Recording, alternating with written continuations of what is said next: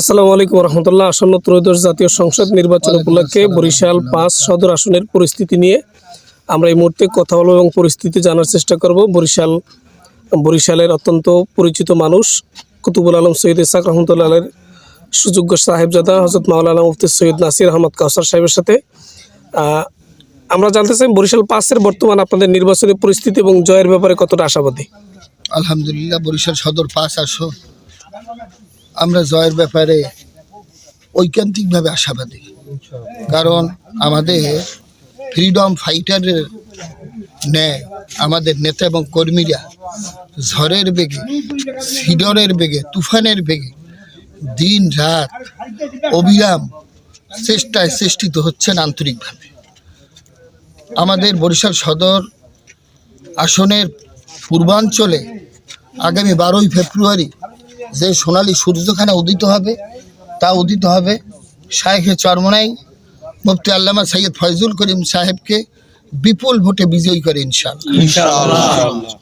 জনগণের কাছে যাচ্ছেন, ভোটারদের কাছে কাছে যাচ্ছেন, প্রতিদিন ছুটে চলছেন।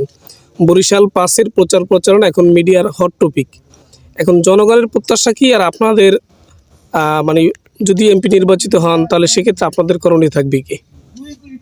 জনগণের প্রত্যাশা হচ্ছে চাঁদাবাজি, মিথ্যা মামলা থেকে অবসান, এবং তারা শান্তিতে থাকবে, নিরাপত্তায় থাকবে।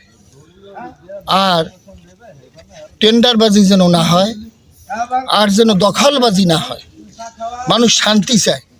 চুরি, ডাকাতি, রাহানাজারি, খুন খারাপি, হত্যা, লুণ্ঠন, ধর্ষণ, ইফটিজিং থেকে চিরমুক্তি, চির অবসানের জন্য ইসলামের বিজয় অনিবার্য হয়ে পড়ছে ইনশাআল্লাহ। আমরা জানি নির্বাচনের ফলাফল সাধারণত পরিবর্তন হয় তৃতীয় পক্ষ, যারা সাধারণ জনগণ, যারা রাজনীতির ময়দানে নামে না বা ভোট চাইতে নামে না, কোনো দলের পিছনে হাঁটে না, এদের ভোটই সাধারণত দেখা যায় ক্ষমতার পালাবদল হয় বা এমপি নির্বাচিত হয়।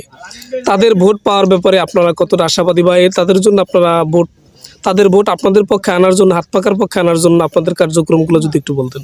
আসল কথা হলো যে শতকরা 60% মানুষই কোনো রাজনীতির সাথে প্রত্যক্ষভাবে সম্পৃক্ত না।